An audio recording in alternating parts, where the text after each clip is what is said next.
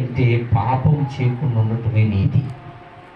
రెండు రెండు యోగ్యమైన వారికి సమాధానం కలుగుతుంది. యోగ్యత అంటే నీవున్న ఇంటిలో, నీవున్న సంఘములో నీ క్రియ యోగ్యమైనదిగా సాక్ష్యం ఉండాలి నీకు.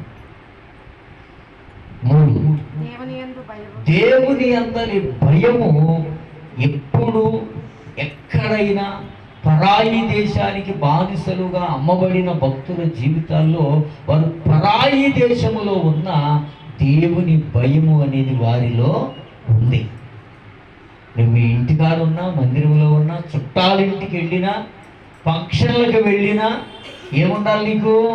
దేవుని భయం ఉండాలి. అక్కడ ఎవరు లేరు కదా, అక్కడేసే గొంతు అక్కడేసి, ఇక్కడేసే గొంతు ఇక్కడేస్తే దేవుని ఎదుట వేషధారిగా అవుతావు. ఇంకా నువ్వు ఎన్నడూ ఊహించని శ్రమ తెచ్చుకుంటావే తప్ప దేవుని ఎదుట నటించి ఎవరు యోగ్యతను పొందలేని విషయం గుర్తుపెట్టుకోవాలి. ఇక్కడ ఎలా ఉన్నామో అన్ని చోట్ల అలాగే మన నెమ్మది, మన లోబడి తత్వము, మన నిదానత్వము, ఏమండి మన యొక్క సౌమ్యత అన్ని చోట్ల ఒకేలాగా ఉండాలి. నేను ఊరికి ఎదురు బయటికి వెళ్ళాను కదా, దారికి ఎదురు బయటికి వెళ్ళాను కదా, ఇప్పుడున్నటువంటి ప్రాంతం వేరు కదా, కాబట్టి ఇక్కడ ఉన్నట్టుగా నేను నడుచుకుంటానంటే కుదరదు. దేవుడు సర్వాంతర్యామి, ఆయన ఆకాశమందుండి నరులను కన్నులారా చూస్తున్నాడు. అందుకనే అంటాడయ్యా, నేను ఎక్కడికి తప్పించుకోగలను నీ నుండి?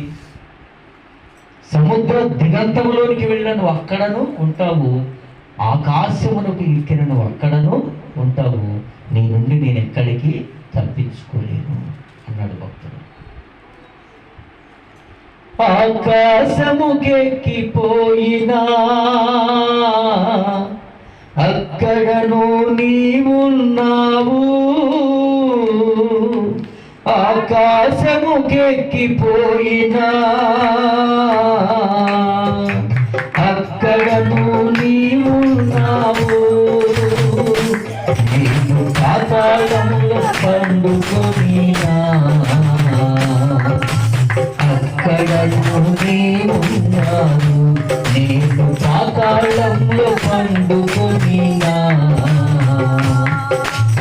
అక్కడను నీవున్నావు. తల్లివి నీవే, నా తండ్రివి నీవే, తోడు నీవే, నా నీడ నీవే. తల్లివి నీవే, నా తండ్రివి నీవే, తోడు నీవే, నా నీడ నీవే. నిన్ను పోలి ఎవరూ లేరు ఈ లోకంలో, నీలాంటి దైవమే లేరు ఈ